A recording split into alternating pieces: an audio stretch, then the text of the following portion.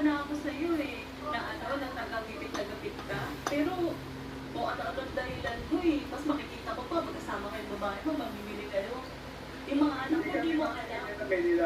Di mo alam kung kumakain pa yung mga anak mo. Grabe ka, sobrang ka na. Sobrang pasensya lang binigay ko sa'yo eh. Hindi mo ba alam kung magkano na yung inabot ang utang mo? Di ba pinadala lang kita ng demand letter, pero ano, tesma ka lang.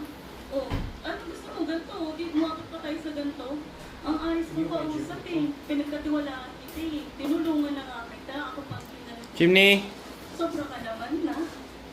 So, Engineer, Gonzales, kaya hindi po makabayaan yung utang at Sabi ko, bigyan ng paduanan kasi hindi ganun kadali pa sa ngayon, sir. okay. Paano lang po yung suporta sa mga bata, Engineer? Sir, hindi naman sa ano, kung meron din naman, nagbibigay naman ako.